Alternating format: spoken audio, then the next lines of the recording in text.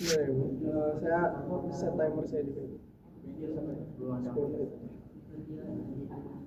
Assalamualaikum warahmatullahi wabarakatuh. Alhamdulillahirabbil alamin. Allahumma lakal hamdu ala nikmatil islami wal iman wa lakal hamdu an ja'altana min ummatihum Muhammadin alaihi salatu wassalam. Asyhadu an la ilaha illallah wahdahu la syarika lahu wa asyhadu anna Muhammadan abduhu wa rasuluh. Allahumma shalli ala Muhammadin wa ala alihi Muhammadin kama shallaita ala Ibrahim wa ala ali Ibrahim innaka Hamidum Majid. Wa barik ala Muhammadin wa ala ali Muhammadin kama barakta ala Ibrahim wa ala ali Ibrahim innaka Hamidum Majid. Ibadallah, usikum wa nafsi bitaqwallah hi azza wa jalla suqala tabaraka wa ta'ala. A'udzu billahi minasyaitonir rajim. Ya ayyuhan nasu taqullaha rabbakumul ladzi khalaqakum min nafsin wahidatin wa khalaqa minha zawjaha wa bassa minhuma rijalan katsiran wa nisaa'an wattaqullaha allazi tasaaluna bihi wal arhama innallaha kana alaikum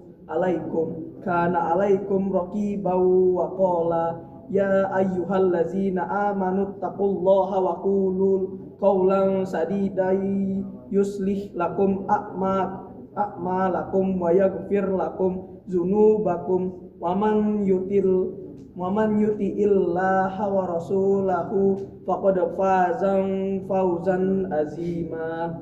Saudaraku jamaah rahimakumullah, kami mewasiatkan kepada diri kami semua juga kepada jamaah sekalian untuk senantiasa meningkatkan kualitas iman dan takwa kepada Allah Subhanahu wa taala dengan cara melaksanakan segala perintahnya dan menjauhi larangannya dengan sepenuh keikhlasan. Nikmat iman adalah nikmat terbesar yang Allah anugerahkan kepada kita. Tidak semua manusia yang pernah hidup di muka bumi ini mendapatkan hidayah iman. Maka mari kita rawat baik-baik iman ini dengan berbagai cara yang telah Rasulullah SAW tunjukkan.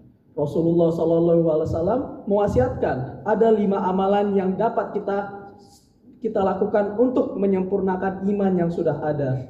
Amalan pertama adalah memberi karena Allah. Memberi karena Allah memaksudkan bagaimana kita sebagai manusia memberi sesuatu kepada orang lain dengan hanya mengharapkan kepada ridho dan pahala dari Allah Subhanahu wa taala. Tidak lebih dari itu. Maka memberi sesuatu kepada orang lain bukan karena mengharapkan perhatian atau pujian dari makhluknya, tapi kita memberi ke orang lain karena mengharapkan perhatian dari sang penciptanya. Orang yang memberi karena ria, orang yang memberi karena mengharapkan perhatian, jelas amalannya tidak akan diterima oleh Allah Subhanahu wa taala. Dan bahkan Nabi Muhammad sendiri mengkategorikan orang seperti ini adalah orang yang pertama kali diseret ke neraka. Amalan kedua, menolak karena Allah Subhanahu wa taala. Maksudnya adalah menolak menyerahkan sesuatu selain kepada haknya. Contoh saja, menolak untuk menyerahkan zakat dan sedekah kepada pihak yang sebenarnya tidak berhak menerimanya.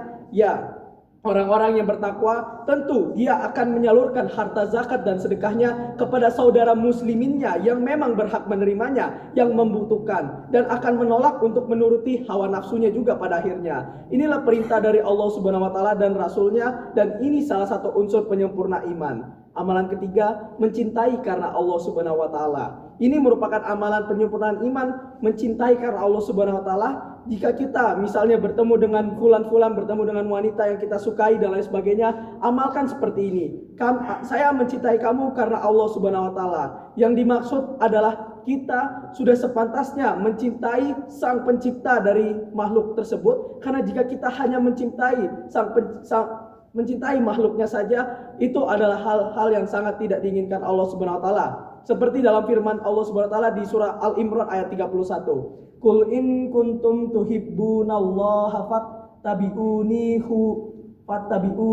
yuhibbukumullah wa yaghfir lakum dzunubakum. Maka katakanlah Muhammad, jika kamu mencintai Allah, ikutilah aku. Niscaya Allah mencintaimu dan mengampuni dosa-dosamu.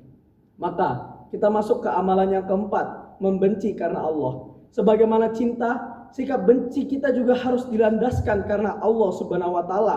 Ini merupakan amalan penyempurna iman yang keempat. Mengelola rasa benci itu memang tidak mudah, saudara sekalian. Tapi ketika kita benci terhadap suatu hal, lebih sering kebencian itu diikuti oleh rasa amarah yang tidak terkontrol. Maka perlu kita sadari, medan pertempuran setan untuk menerjerumuskan manusia yang memiliki tabiat untuk menyesatkan manusia. Salah satunya adalah dengan memantik permusuhan hingga pertumpahan darah antar sesama orang beriman, seperti yang sekarang ini sedang terjadi di Israel dan Palestina. Ketika kita membenci saudara kita yang mungkin melakukan kemungkaran, rata-rata kita mengarahkan kebencian itu kepada perbuatan yang dilakukan sekaligus juga kepada individu orangnya. Bencilah karena Allah Subhanahu wa taala itu bukan seperti itu. Bencilah karena memang dia tidak seperti itu. Benci karena Allah Subhanahu wa taala adalah membenci hal yang dibenci oleh Allah Subhanahu wa taala juga. Maka jika Allah Subhanahu wa taala membenci kita untuk berkelahi, membenci kita jika kita melakukan suatu kemunafikan, maka kita jangan seperti itu. Kita membenci layaknya seperti Allah Subhanahu wa taala membenci amalan-amalan buruk tersebut. Tapi amalan yang kelima, menikahlah karena Allah Subhanahu wa taala. Amalan penyempurna iman yang kelima adalah menikah karena Allah. Termasuk di dalamnya adalah menikahkan seseorang karena Allah atau kita sendiri yang menikah karena Allah. Maksudnya adalah bagaimana?